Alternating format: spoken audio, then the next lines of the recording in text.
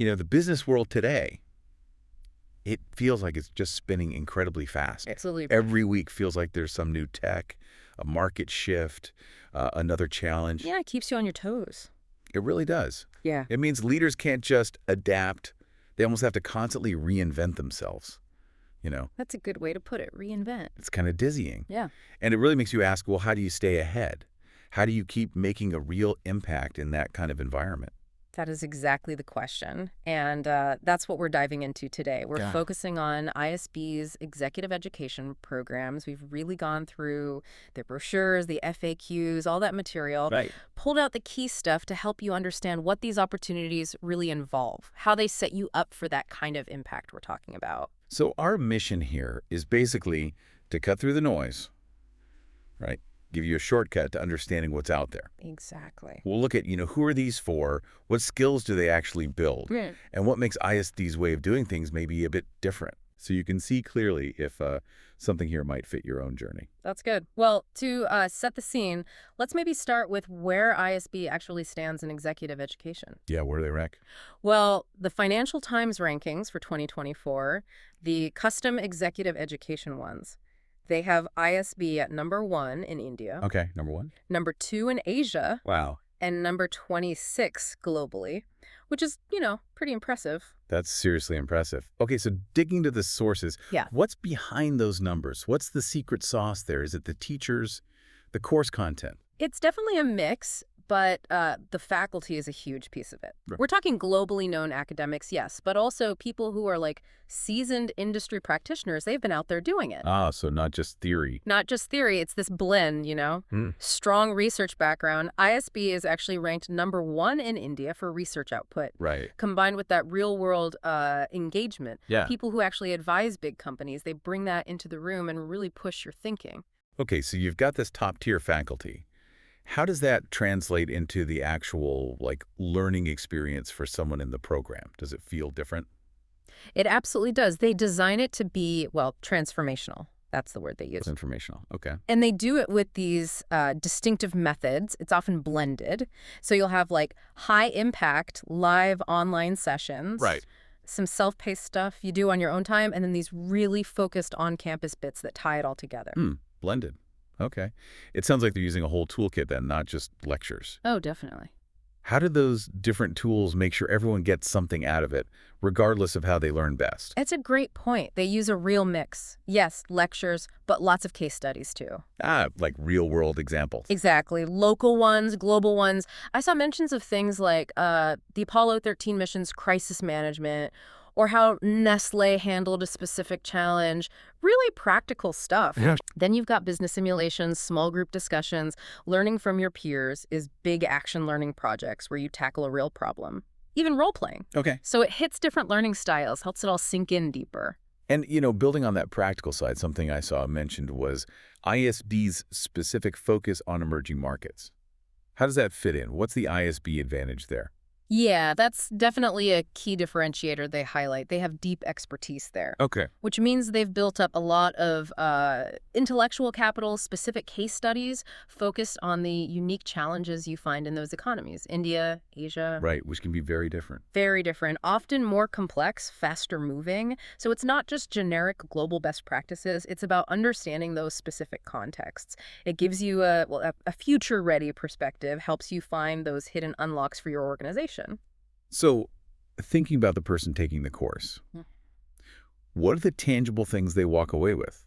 Besides the knowledge, I mean. Is there a certificate? Networking. Good question. Yes, there's a clear structure. You get digital badges for completing modules, Okay. then course certificates for each course, and then the main program certificate when you finish the whole thing. God. For some of the bigger programs, they call them certificate masters, you even get a nice hard copy. Ah. And crucially, a lot of these programs give you executive alumni status. Oh, okay. What does that involve? That's pretty significant. Yeah. Access to a special LinkedIn group, an alumni portal to connect with others, and interestingly, a 20% discount on future executive programs. Oh, wow. So it encourages ongoing learning, too. Exactly. It builds that long-term network and connection. Now, these are designed for working professionals, right? People with busy Mhm. jobs. How does the scheduling work? What are the practicalities? Yeah, flexibility seems key. The live virtual sessions, they're typically like 2 to 4 hours, often on weekday evenings or weekends. Okay, manageable.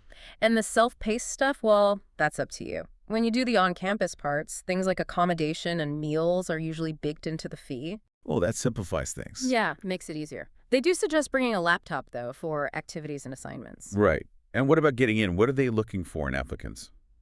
It's mainly about your professional background, experience, leadership potential they see, what you've achieved, your industry. They aim for a diverse group, Makes sense. and it's rolling admissions. So applying earlier is probably better. Good tip. Okay, one last practical point. Financing. These are significant investments. Are there ways to manage the cost? Right. So ISB themselves don't usually offer direct financial aid like scholarships for these exec programs, Okay. but they do partner with financial institutions. They mentioned GFC Credila, Axis Bank, Avance. So loan options, basically. Exactly. For some of the big leadership programs, there are specific student loan options available through these partners. So definitely something to look into if financing is a consideration. Okay, great.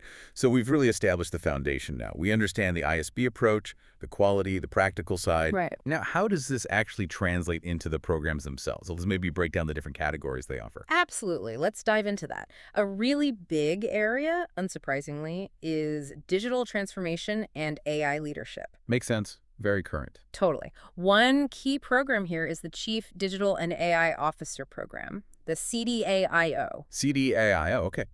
Who's that aimed at? Senior leaders, people with, say, over 10 years of experience who are really meant to be spearheading AI-driven change in their companies. Got it. Big responsibility. Huge. The program covers leading digital transformation, AI strategy, customer focus, AI governance, cybersecurity, C-suite leadership skills, too. It's comprehensive. Wow. And they connected to that McKinsey stat, about Gen AI potentially adding trillions to the economy by automating tasks.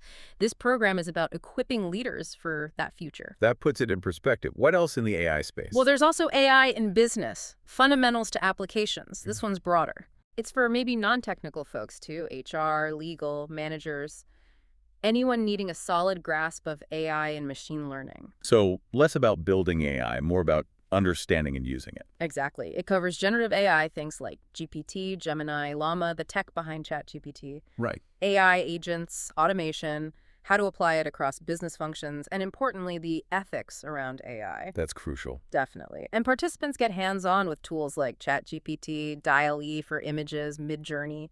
So it's practical, too. Interesting. And I recall seeing a Chief Technology Officer program and a Strategic Digital Leadership program mentioned as well. Yes, exactly. The CTO program is quite unique in India, aimed at senior IT leaders moving into that top tech role.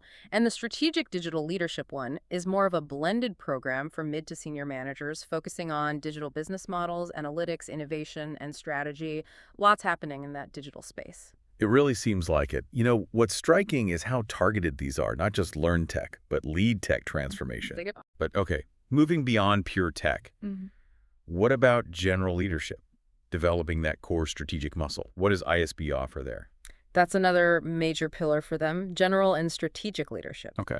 For the really top level C-suite, CEOs, global strategy heads, there's the Global Advanced Management Program, or GAMP. GAMPI sounds significant. It is. It's actually run across ISB campuses in India and NUS and Singapore. So truly global. Covers high-level strategy, change management, macroeconomics, the big picture stuff. Very cool. Yeah. What about for people maybe a step below C-suite, moving up? Yeah, for mid to senior managers making that leap into more strategic roles, there's the Essentials of Leadership program. Essentials of Leadership. Okay. It's a shorter, focused on campus program. Really helps you hone your personal leadership brand, your emotional intelligence, influencing skills, how to lead through change effectively. Sounds very practical for that transition point. Exactly. And there are other key ones in this area, too. Like what? Well, there's a dedicated Chief Strategy Officer program for current or aspiring CSOs. The Future CHRO program, which is fascinating, aimed at senior HR leaders, Right. 15-plus years experience, looking to become that strategic partner to the business, not just an HR function lead. Elevating the HR role. Absolutely. And also the Women's Leadership Program. That one's specifically designed for mid to senior level women, focusing on influence, executive presence, growth mindset, negotiation, addressing some unique challenges and opportunities. That's great to see dedicated programs like that. It really covers a wide range of leadership needs. It does. Very comprehensive. But what if your need is even more specific? Like, you don't need a whole leadership overhaul, but you want to sharpen one particular skill. Good question. They have options for that too, under what you might call specialized skills. Okay. For instance, there's mastering negotiation and influence. Always useful. Always. It's a short, sharp, on-campus program for anyone, really. Teaches powerful negotiation tactics for tough situations, competitive deals, multiple parties, even how to influence when you don't have formal authority. That's a key skill, influencing without authority. Huge. Then, for anyone looking to get into or understand India's private equity and venture capital scene, there's the Venture Capital and Private Equity Program. Oh, interesting. What does that cover? It's quite in-depth, runs online and live over 22 weeks, covers deal structuring, how to value companies, exit strategies, managing the portfolio, really designed for professionals wanting to engage with that booming PEVC market. Okay, very specific focus there. Yeah. Any others that caught your eye? Yeah, a couple more quick ones. Business storytelling and executive presence. Super important for communication. How to weave numbers into a story, craft a compelling pitch, even enhance your virtual presence. Nice. And powering high-performance boards aimed directly at board members themselves, tackling board challenges, value creation, dealing with digital disruption from a governance perspective. Wow. Okay, so they really do cover a lot of ground from broad leadership to very niche skills. They really do. So stepping back and looking at all these different programs, digital leadership, specialized skills, what's the common element? What's the sort of ISB signature across all of them? I think the clearest common thread is the relentless focus on practical application. Right, not just theory. Not just theory, it's about equipping you with skills you can actually use, whether that's getting hands-on with ChatGPT in an AI course, or dissecting a real-world business case in a leadership program, or doing an action learning project.